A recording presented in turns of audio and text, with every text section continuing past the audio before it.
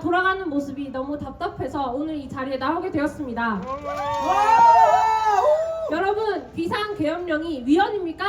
아닙니다! 12월 3일 윤석열 대통령님께서 결정하신 비상계엄 선언은 국정 운영을 회방하고 헌정 질서를 무너뜨리는 민주당 좌파 세력의 계략에 맞선 올바르고도 정확한 결정이었습니다. 맞습니다! 이 비상계엄으로 인해서 사망하거나 부상을 입은 사람이 있습니까?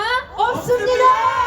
없습니다. 대통령님께서 얼마나 이 나라와 국민을 사랑하시는데 그것을 알지도 못하는 무지한 국민들은 이때다 싶어 입에 담지도 못할 말들로 대통령님을 비난하기에 바빴습니다.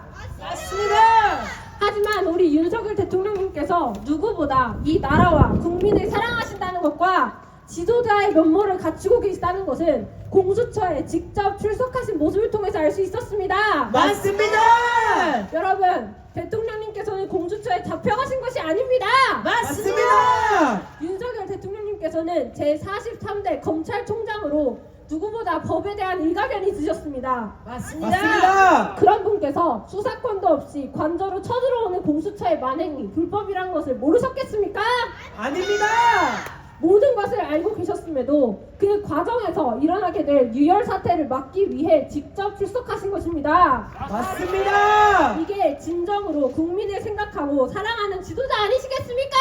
맞습니다! 그 누가 공수처의 만행이 불법이며 부당하다는 것을 알면서도 국민이 다칠까봐 그 이유 하나 때문에 공수처에 직접 들어가는 결정을 내릴 수 있겠단 말입니까? 맞습니다! 문재인이 그랬습니까? 아니면 이재명이 그러겠습니까? 하지만 윤석열 대통령님은 국민을 위해 그러한 결정을 내리셨습니다. 맞습니다! 저는 헌법재판관들을 보면서 이 나라의 법치가 무너지고 있다는 사실을 확실히 깨닫게 되었습니다. 맞습니다! 무려 탄핵 심판을 진행하는 헌법재판관이라는 사람이 대본대로 재판을 진행하는 것은 말도 안 되는 일입니다. 맞습니다! 이 문영배 재판관은 과거 대북 원조 제공 발언, 친중 발언, 친북 발언 등과 같이 좌편향적인 성향을 스스럼없이 드러내왔습니다. 헌법재판관이라는 사람이 정치적 중립을 위반한 것입니다. 맞습니다! 과연 이런 사람이 헌법에 근거하여 올바른 판결을 내리겠습니까?